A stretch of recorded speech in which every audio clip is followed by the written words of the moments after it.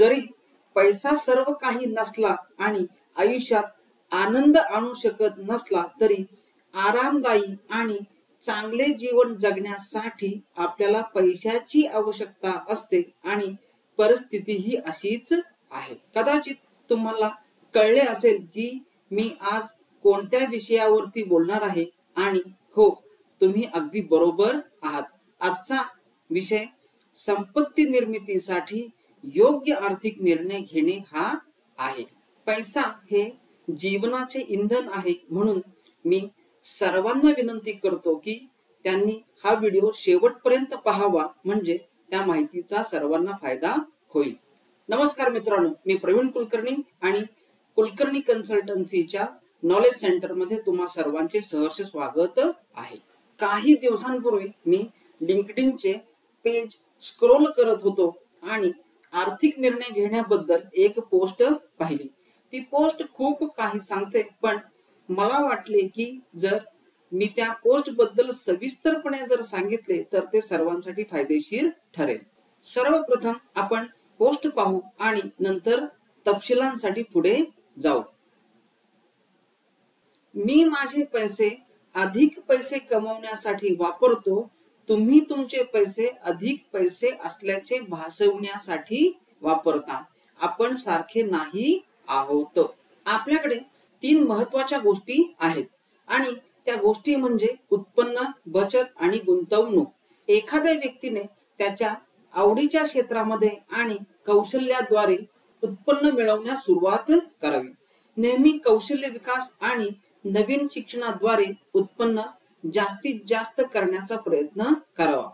कष्टाने कमवलेले पैसे खर्च करण्यापूर्वी प्रथम बचत करावेत। येथे गरजेनुसार बचत आणि खर्चाचे प्रमाण निवडू शकता, परंतु उत्पन्नाच्या किमान 1/3 रक्कम बचत करणे नेहमीच चांगले।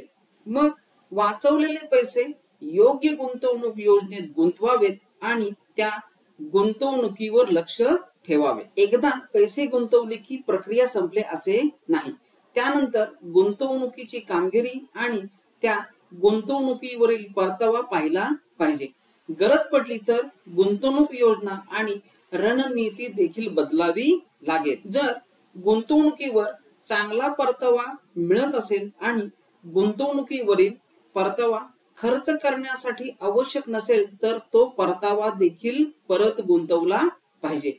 आणि लिंक्डइन पोस्ट मध्ये नेमके हेच म्हटलेले आहे की मी माझे पैसे अधिक कमवण्यासाठी वापरतो, हाच त्याचा खरा अर्थ आहे। दिखाऊपणा हा आजार आहे आणि तो खूप काळजीपूर्वक समजून घेतला पाहिजे आणि त्यावर उपाय देखील केला पाहिजे। दिखाव्याच्या विचारसरणीचे फायद्यापेक्षा तोटे जास्त आहेत। दिखाऊपणा काही क्षणांसाठी किंवा काही दिवसांसाठी टिकतो, पण त्याची किंमत मात्र कर्जाच्या स्वरूपात आणि त्याच्या EMI च्या स्वरूपात चुकवावी लागते। लिंक्डइन पोस्टच्या दुसऱ्या ओळीचा अर्थही तोच आहे।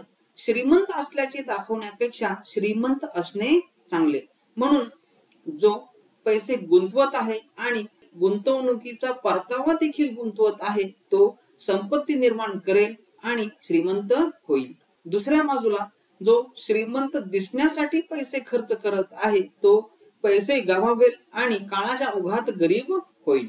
तर मग आपण संपत्ती निर्मिती आणि श्रीमंत असण्याच्या विचार प्रक्रियेच्या बाबतीत सारखे नाही आहोत, हाच तर तिसऱ्या आणि शेवटच्या ओळीचा खरा अर्थ आहे। या व्हिडिओच्या शेवटी जाताना संदेश असा आहे की श्रीमंती दाखवून नाही तर खरे श्रीमंत होऊन स्वतःची आर्थिक प्रगती करा। मला आशा आहे की तुम्हा सर्वांना हा व्हिडिओ आणि त्यातील माहिती आवडली असेल।